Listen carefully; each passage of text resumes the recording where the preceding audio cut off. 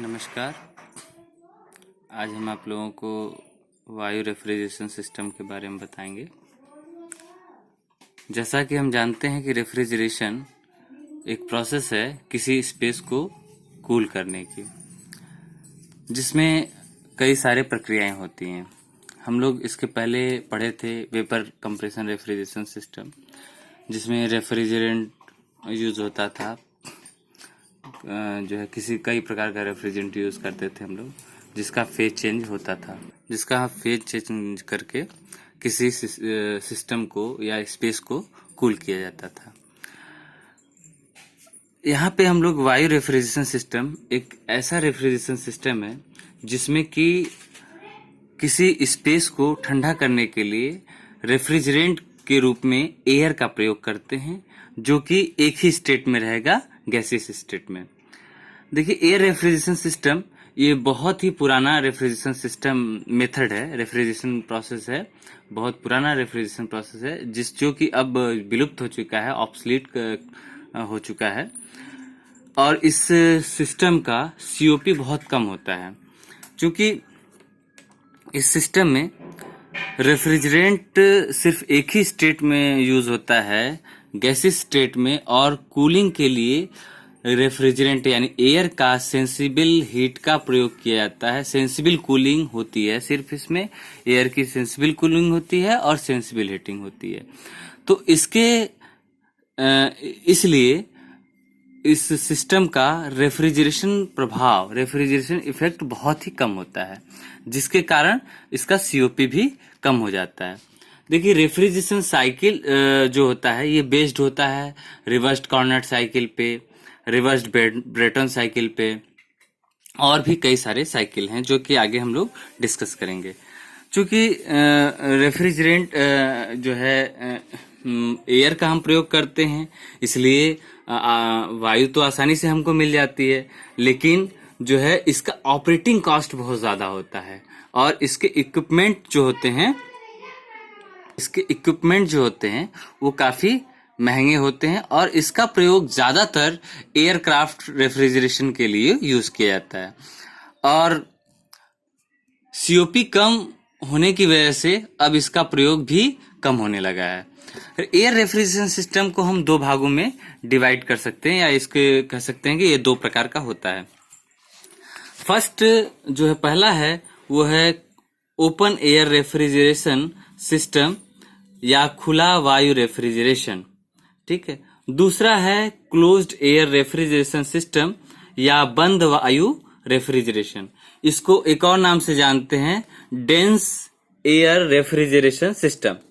अब फर्स्ट हम लोग देखते हैं, थोड़ा सा ब्रीफ में देख लेते हैं ओपन एयर रेफ्रिजरेशन सिस्टम को।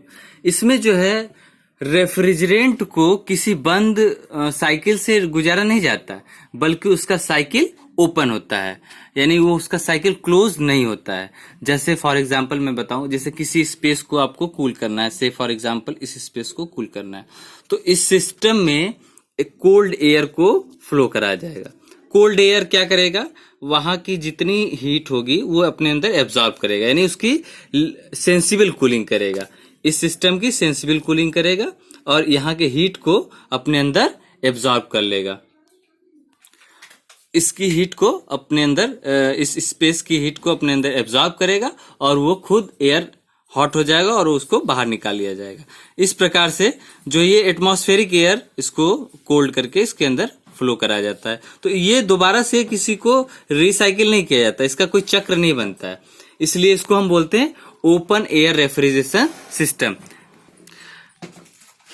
इस सिस्टम में बेसिकली 3 स्टेप होते हैं, कंप्रेशन यानी संपीड़न, दूसरा कूलिंग, और एक्सपेंशन। इसका हम आगे प्रोसेस बताएंगे कैसे होता है अगले वीडियो में, जब हम इसको डिस्क्राइब करेंगे।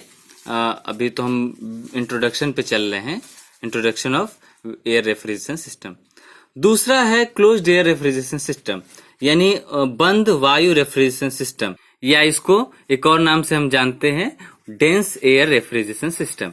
इस सिस्टम में रेफ्रिजरेंट हमको पता है कि एयर को रेफ्रिजरेंट के रूप में यूज करते हैं, यानी एयर को किसी क्लोज्ड साइकिल से पास किया जाता है, इसका एक साइकिल होता है और उसमें जो है रेफ्रिजरेंट कंटिन्यूअस साइकिल को फॉलो करता है, साइकिल में फ्लो करता है। जैसे देखिए हमने एक ब्लॉक डायग्राम बनाया है, यहाँ पे 4 कंपोनेंट लगाए, एयर कूलर, एक्सपेंडर, रेफ्रिजरेटर और कंप्रेसर। यानी कंप्रेसर में एयर को कंप्रेस किया जाएगा और उसको एयर कूलर में उस एयर को कूल करते हैं और फिर उसको एक्सपेंडर में करते हैं।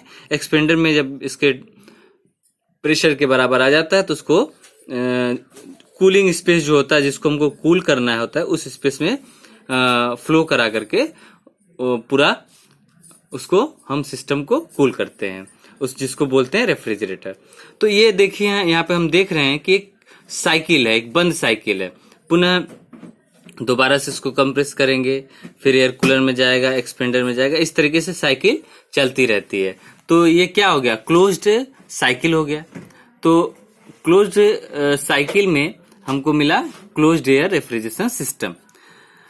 देखिए इसमें जो है रेफ्रिजरेंट को कई सारे प्रोसेस से गुजारा जाता है और इसके लिए क्लोज्ड एयर से रेफ्रिजरेशन सिस्टम में reverse Brayton cycle, reverse Carnot cycle जो है ये इसके एग्जाम्पल हैं।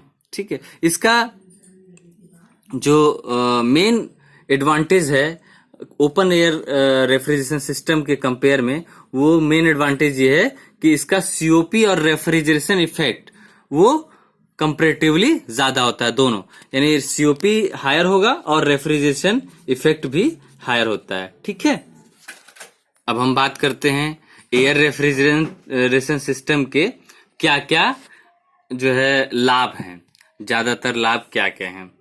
पहला देखिए लाभ है ये कि एयर रेफ्रिजरेशन सिस्टम में एयर को एज ए रेफ्रिजरेंट यूज किया जाता है, जो कि क्या होता है, नॉन फ्लेमेबल, अज्वलनशील होता है, ज्वलनशील नहीं होता है।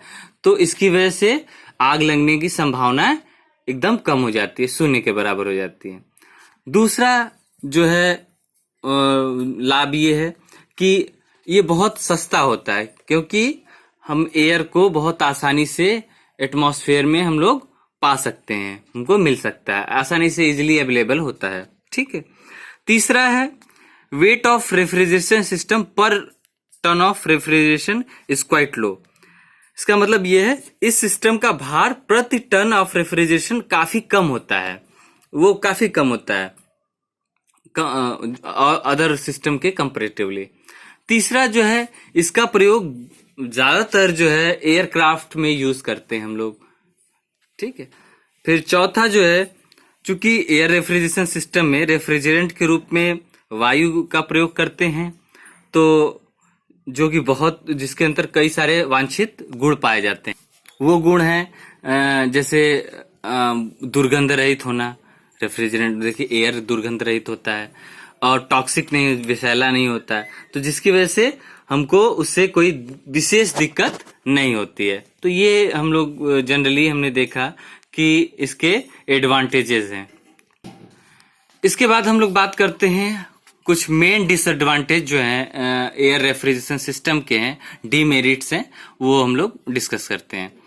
फर्स्ट ऑफ ऑल, जैसा कि हम लोग पहले डिस्कस किए हैं कि जिसकी वजह से इसको ऑब्सलीट कर दिया गया है, यूज नहीं किया जा रहा है, उसका सबसे बड़ा दोष है उस सिस्टम का सीओपी बहुत कम होना।